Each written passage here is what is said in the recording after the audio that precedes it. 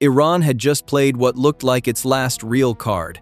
The plan was simple and vicious: mine the Strait of Hormuz, tighten fear around shipping, and make the world economy feel it almost immediately. At least a dozen Maham 3 and Maham 7 limpet mines were reportedly laid as part of that effort. For a brief moment, the trap looked clean. Then Washington answered with a level of force that crushed the plan faster than Tehran expected.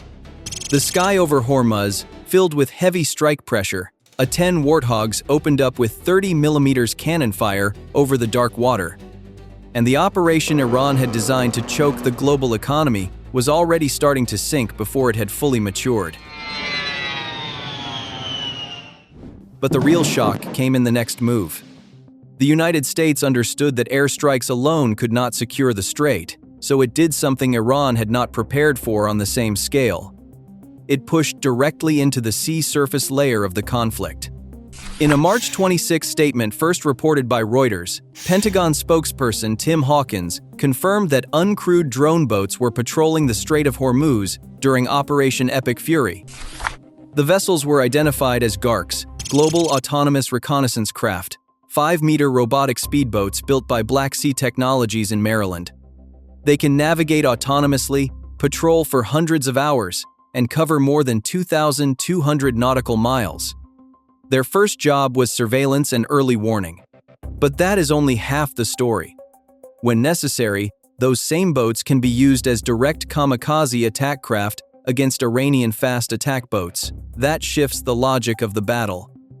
Instead of waiting for Iranian surface harassment to appear and then reacting late, the US can now contest the water itself in real time. That matters because Iran had already shown how dangerous the sea surface layer could be. Early in the conflict, naval drones were used against oil tankers, and Washington drew criticism for reacting too slowly to that kind of asymmetric threat. With these robotic pickets in the strait, the US finally started answering Iran in the same language: small, persistent, asymmetric, hard to predict. And while that new shield spread across the sea surface, the most destructive blow was already being prepared in the air. By late March, Trump gave the order for what was presented as the final decisive strike to reopen the Strait of Hormuz. The purpose was not symbolic. It was structural. The US wanted to destroy the systems that made a Hormuz closure campaign sustainable from Iran's coastline. The Iranian shore was quiet, but that silence hid buried infrastructure: missile silos, weapons depots, radar links, intelligence support points, and anti-ship systems embedded deep into mountain slopes. These were not ordinary sites. They had been built for decades. They sat behind thick layers of rock and reinforced concrete, and they were difficult, sometimes nearly impossible, to destroy with ordinary bombs. That is why the weapon that arrived next mattered so much. The GBU-72 Advanced 5K Penetrator made its combat debut as a new generation bunker-busting bomb developed by the US Air Force. It weighs 5,000 pounds, or roughly 2,270 kilograms. Guided by GPS and INS systems, it can strike within a few meters day or night, even through smoke or poor visibility. That is exactly the kind of weapon a coastline like Hormuz demands. It sits between lighter bunker busters and the largest deep penetration bombs, giving the US something both powerful and flexible enough to use repeatedly against hardened coastal targets. Multiple GBU-72s were dropped on sites along the northern shore of the strait. Those targets included underground caves where Iran stored anti-ship cruise missiles, systems like Noor, Qatar, and Abu Mahdi. Each of those missiles mattered. The Noor, Iran's version of China's C-802, can cover much of the strait at ranges around 120 to 170 kilometers. Qatar stretches that danger farther, into the 200 to 300 kilometer band. Abu Mahdi is more dangerous still, with a range exceeding 1,000 kilometers, extending the threat even into the Gulf of Oman. These were not decorative arsenals. They were the backbone of Iran's anti-shipping pressure, and they were hit where they were supposed to be safest. The strike package did not stop with the missiles themselves. Mobile launchers, missile radar relays, and intelligence support points were also hit.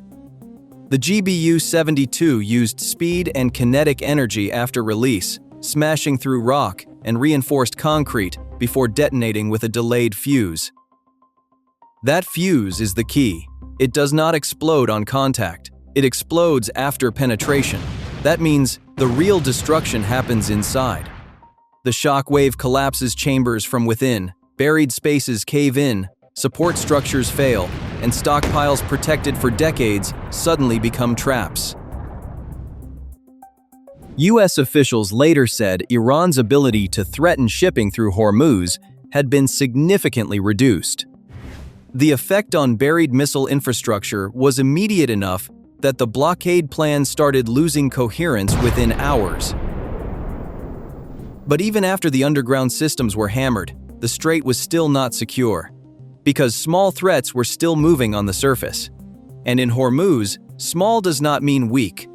Just 2 days after the GBU-72 entered combat, the U.S. revealed its second move. At a Pentagon briefing, Joint Chiefs Chairman General Dan Kane pointed directly to the A-10 Thunderbolt II, the Warthog, as a key platform in the next phase. That choice made perfect sense. The targets in this second phase were IRGC-affiliated fast attack boats, small, agile craft built for swarm tactics. Dozens of them can strike from different angles at once, especially against oil tankers or slow-moving vessels in confined waters. The A-10 is almost perfectly built for that problem. At its core is the GAU-8 Avenger, a 30mm 7-barrel rotary cannon that can fire roughly 3,900 rounds per minute.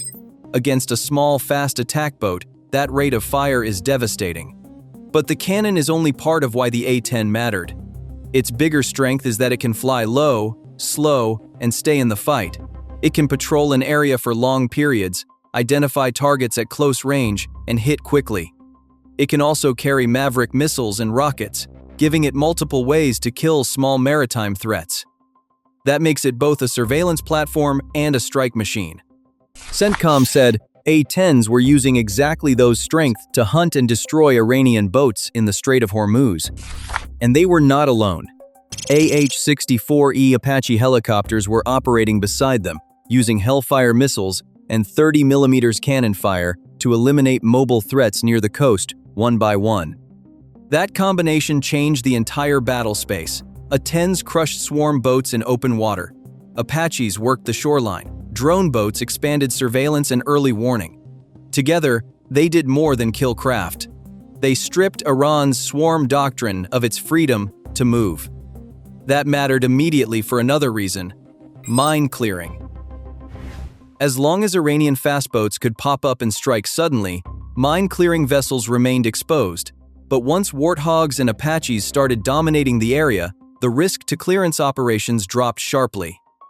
That is how a blockade starts to unravel, not by one spectacular strike, but by removing layer after layer until the whole mechanism stops functioning. Then came the highest-profile leadership loss of the Hormuz campaign. On March 26, U.S. confirmation followed reports that Admiral Alireza Tangsiri, commander of the IRGC Navy, had been killed in an Israeli strike in Bandar Abbas. This was not an ordinary battlefield casualty. Tangsiri was the most senior Iranian officer directly associated with closing Hormuz, mine-laying operations, and years of maritime harassment.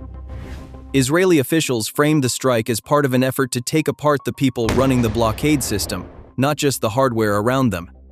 U.S. officials then reinforced the point. CENTCOM Chief Admiral Brad Cooper said Tangsiri had spent years harassing thousands of merchant crews and overseeing attacks using drones and small craft. Pete Hegseth compressed the message even further during a cabinet meeting. Iran no longer had a navy or a naval commander in any meaningful sense. That statement was blunt, but it captured the momentum of the campaign. The two visible Hormuz phases, the bunker strikes and the surface kill phase, did not happen in isolation. They sat on top of a larger bombing campaign that had already been running for weeks under Operation Epic Fury.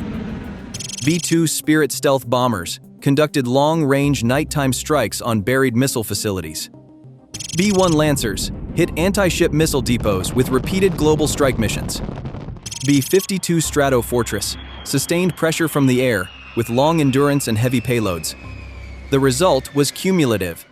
By the time the Strait fight reached its decisive phase, Iran's underground silos, launch pads, radar networks, drone launch sites, and unmanned maritime vehicle bases had already been taking punishment for weeks. That is why the damage was larger than a few boats or a few caves. Iran's anti-shipping map was being dismantled piece by piece. Its shore-launched anti-ship missiles had been central to the threat picture. Its drones gave it low-cost mass. Its unmanned surface craft added unpredictability. Its mines added fear. Together, those elements formed a doctrine Tehran had built for more than 40 years. And within weeks, that doctrine was taking one of the heaviest blows in its history. The stockpiles of missiles capable of targeting ships fell sharply as underground storage sites collapsed. Mobile launchers were hunted one by one. Radar networks were systematically taken offline. Intelligence support nodes were hit. Drone launch pads and unmanned maritime vehicle bases were destroyed. This is why the Strait started moving from locked to damaged but loosening. That does not mean Iran has nothing left. It still has asymmetric tools. Hidden launchers may survive. Cheap drones can still be produced. And, most importantly, the mines already laid in the Strait do not vanish when a bombing campaign succeeds. Mine clearance takes time, and time is exactly what Iran wants to keep buying. Tehran even tried to weaponize that delay economically, demanding a $2 million transit fee from some tankers, allowing its own oil and certain friendly ships through while blocking others, especially vessels tied to the US and Israel. That proved the Strait was being used as both a military and economic weapon. But the US bombardment weakened both sides of that leverage. The direct missile and drone danger to commercial ships fell far below what it had been before the operation. And the lock itself started breaking. Reuters has reported that the Strait of Hormuz normally carries around 20% of global oil and gas supplies, which is why Allied pressure to reopen it quickly intensified. By late March, traffic was still far below normal, but it was no longer frozen at the worst point. That is where the next phase begins. Not just airstrikes. Mine clearance, coalition escorts, surveillance, international coordination. By March 19, a joint statement from the UK, France, Germany, Italy, the Netherlands, Japan, Canada, and others condemned Iran's effort to mine and obstruct the Strait and signaled readiness to support safe passage. That is where the strategic reversal becomes complete. Iran tried to use Hormuz to make the world blink. Instead, it pulled in exactly the kind of multinational pressure that makes the reopening effort harder to resist. Iran wanted the Strait to become the point where global fear bent in its direction. Instead, Hormuz became the battlefield where Iran's coastal doctrine started breaking. The Strait is not fully open yet, but the mechanism that locked it is no longer intact. And that is the real meaning of this campaign.